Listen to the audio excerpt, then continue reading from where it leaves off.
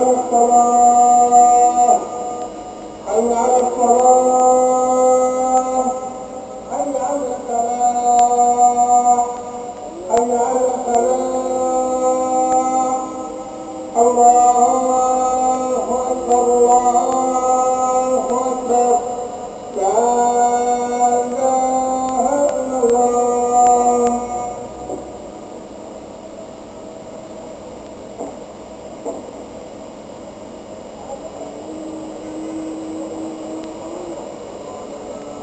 بسم الله الرحمن الرحيم. الحمد لله والصلاة والسلام على رسول الله. أجمع عندنا فريق طيب راه ما يكفيه الكرسي رانا نديرو في البابا نصنا ونساعد نجيب الكتاب ترميم الأطباء وكان درزان الحياتي السنية والسعادة والمرضى رأس الحقيقة تقبل عمليات الكهف الجنوبي بطنة إلى الدنيا بطنة فنجينا في صدور الجمعة الإنسان والبطنية هذه يستخدم البطنية على البيوت الدكتور كمال مديون الدكتور مديون هذه تكفي نفس التربية الرجال والنساء الحسنات وهو معنا لا يقع في جمال البطنيون يقدر يجيب رقم النساء والعاملات والناس والبلاد وهو مزايا كما يروح واحد الدكتور تاع ولد الرشاد هو بيقول كلينيك هو يبطني وذاك وذاك العاملات كلينيك القدم ماذا فينا في نفس الجمعة ليس يفوت هذه عمليات البطنية ويسألوا من يعدل رقمي نفس البطنية إن شاء الله أتركنا على الله. البطنية تنفيذ واجب شرعي والشرعي بطنية علاه باش ما تكون طنينيش واحد آخر وباش تكون عندك المناعة والمرض هذا من بين أسباب الشفاء هو اللي يعطيه ومن بين الأسباب اللي لازم تاخذوها البطنة لازم الإنسان البطني ورب سبحانه وتعالى إن شاء الله يرفع عنا هذه الشفاء.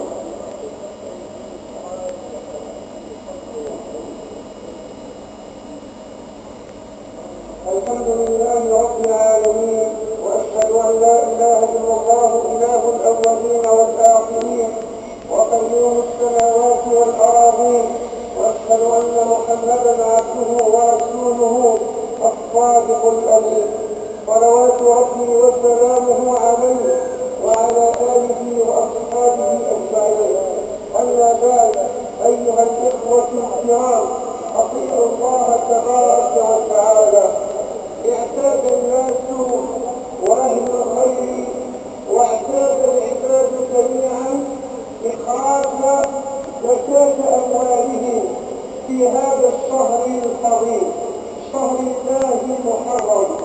يحتاج الناس على تقديم زكواتهم وصدقاتهم ونفقاتهم في هذا الشهر الفضيل وخاصة ونحن نعيش أزمة مرض أزمة حرائق يكتمت وشردت وقتلت وأزهقت ودمرت ومحقت كل شيء في هذا الوجود خاصة ونحن نتجه إلى الإعمار نتجه إلى التعاون على إعادة الحياة والفرح والبسمة للعائلات الفقيرة ولطبيعتنا التي أصبحت خرابا بعد هذه الحرائق.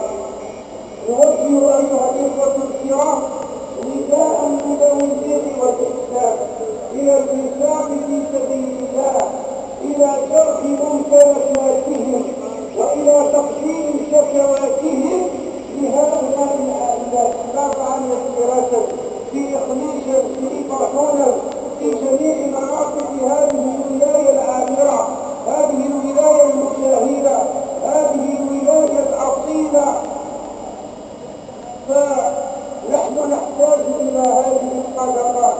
فالصدقة أيها المؤمنون باب لزيادة الرزق فلا تغلقوه وطريق من خير للرحمة من بركة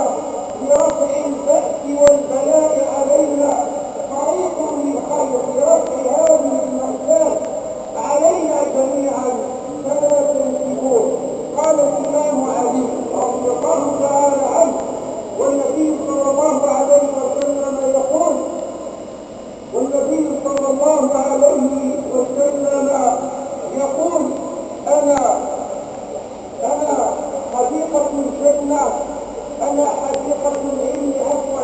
النبي عليه السلام يقول أنا حديقة العلم وعلي بابها. الإمام علي باب هذه الحديقة من العلم المنسوبة لرسول الله عليه السلام. قال الإمام علي الصدقة دواء نافع. الصدقة دواء ممسك ونافع للبلايا وللرزايا. بالصدقة يصرف الله عز وجل عنك البلاء. لا أحوجنا جميعا إلى أن يصرف الله عز وجل علينا هذا البلاء. ما أحوجنا إلى غيث من الله عز وجل بقلوبنا لتكون قلوب رحيمة، قلوب رقيقة لقيقة، قلوب تحب الخير لغيرها كما تحب هذا الخير لنفسها. بالصدقة يفتح عليك الله عز وجل أبواب الخير والسعادة. إذا أنفقت وزكيت وتصدقت بمالك، إذا أدخلت الفرح والسرور على سائل، الله عز وجل يملأ دارك ومنزلك وبيتك بالخير وبالسرور وبأثر وببركة هذه الصدقة. أنت تنفق بيدك القصيرة والله عز وجل يبسط عليك رزقا في يده الممدودة وبيده المبسوطة. كان النبي صلى الله عليه وسلم يقول لبلال، وبلال كان فقيرا كان صحابيا والمعنى لجميع المسلمين، كان يقول له أنفق يا بلال تصدق من مالك، قدم من صدقاتك وزكواتك، أنفق يا بلال ولا تخشى من ذي العرش إقلالا. أيها الإخوة الزكاة الصدقة تطفئ غضب المولى عز وجل على قوم، على أمة، على الناس. الصدقة تطفئ غضب الله عز وجل على الناس. الصدقة تمحو الخطيئة وتذهب نارها وحرها وشرها. جاء في حديث عقبة بن عامر أن النبي صلى الله عليه وسلم قال كل امرئ في ظل صدقته حتى يقضي الله بين العباد. حينما نقف يوم القيامة أمام الله عز وجل في يوم مقداره 50,000 سنة مما تعدون، الشمس تدنو على رؤوس الخلائق، العرق يسير في أبداننا كل على حسب ذنوبه، فمنا من يبلغ العرق إلى ركبتيه، ومنا من يلحق العرق إلى مرفقيه، ومنا من يلحقه العرق إلى حقويه، ومنا من ينزله العرق إن كان.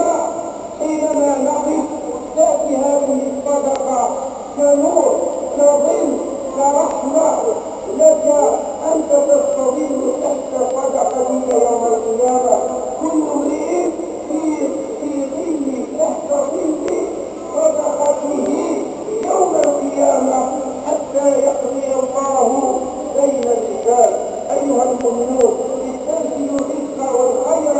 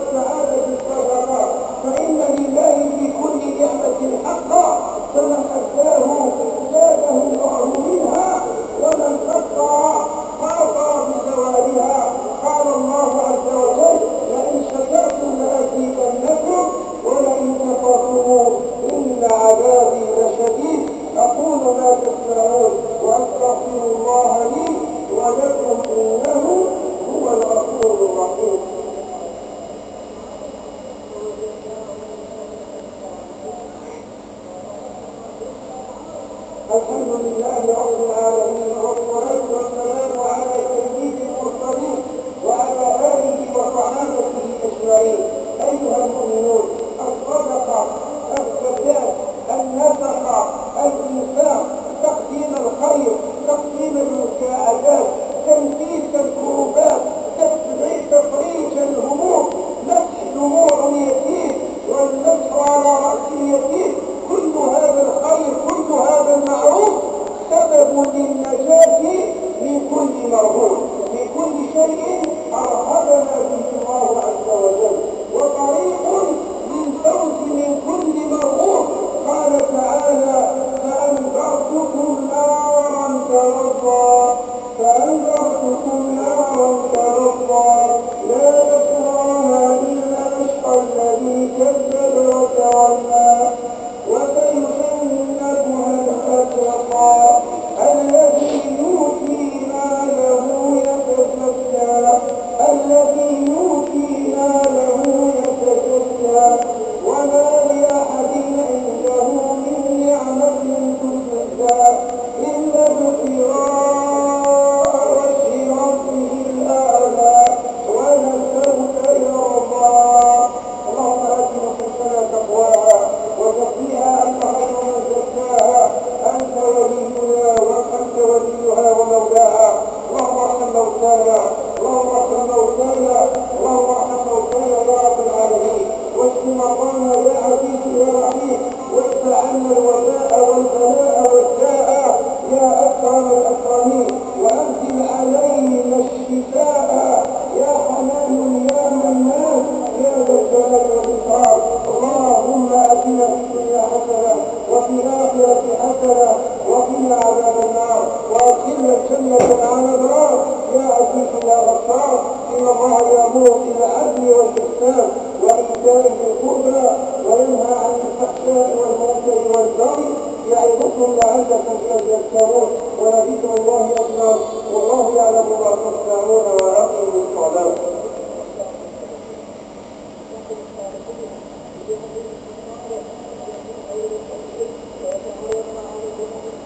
الله أكبر، الله أكبر، أشهد أن لا إله إلا الله، أشهد أن محمدا رسول الله. حي على الصلاة، حي على الفلاح، قد قامت الصلاة. الله أكبر، الله أكبر، لا إله إلا الله.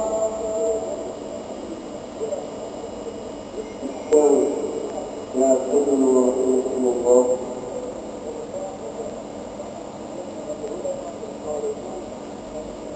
الله أكبر.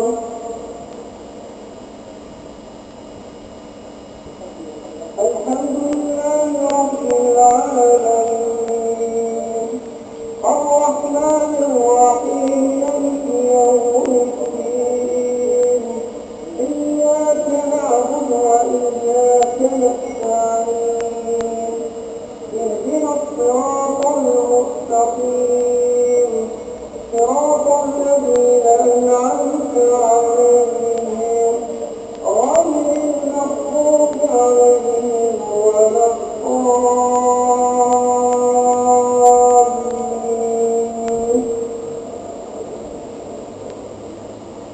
يا أيها الذين آمنوا اتقوا الله وقولوا قولا سديدا يصلح لكم أعمالكم ويغفر لكم ذنوبكم، ومن يطع الله ورسوله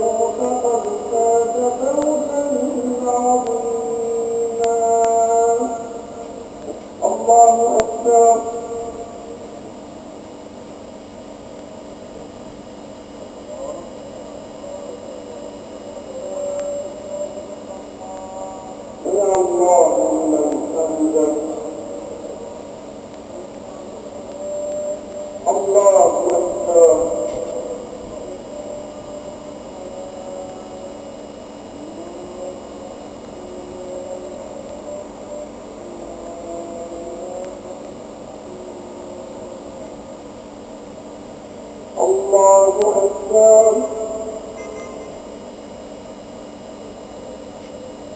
الله أكبر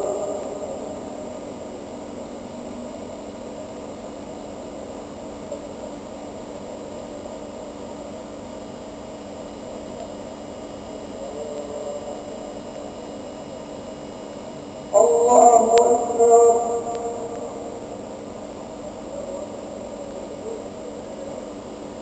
الحمد لله رب العالمين الرحمن الرحيم مالك يوم الدين إياك نعبد وإياك نستعين اهدنا الصراط المستقيم صراط الذين أنعمت عليهم غير المغضوب عليهم ولا الضالين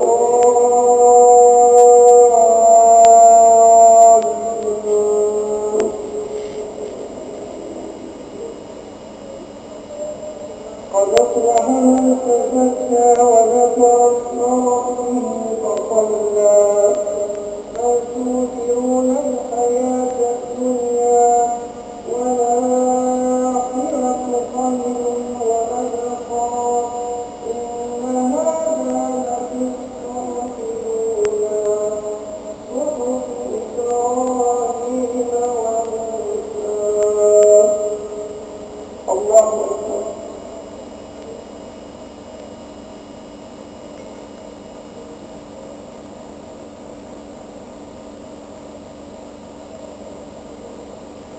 سمع الله لمن حمده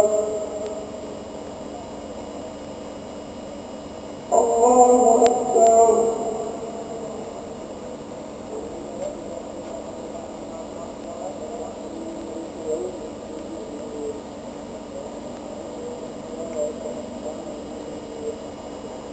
الله أكبر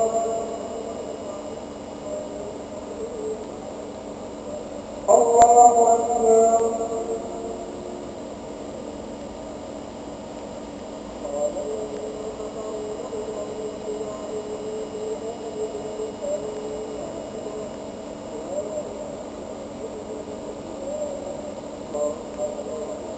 الله أكبر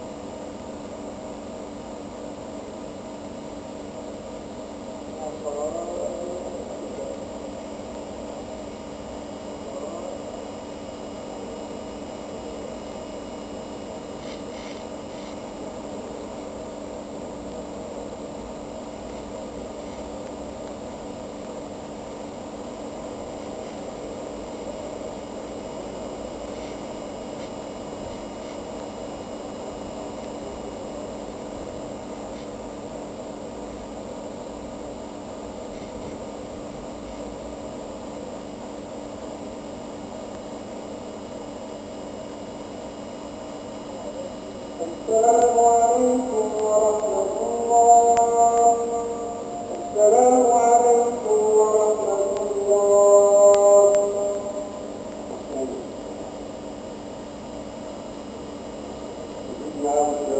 كما قلنا أو عندنا فريق تاع الأطباء راهم يبصروا الناس اليوم قالوا وافقوا لي ماشي مبصرين يقدموا يبصرون الأطباء هذه يعني يستخدمون الشكل الاجتماعي أن نأخذ من أجرهم على الله ويحوزن الأطباء مثلا العائلين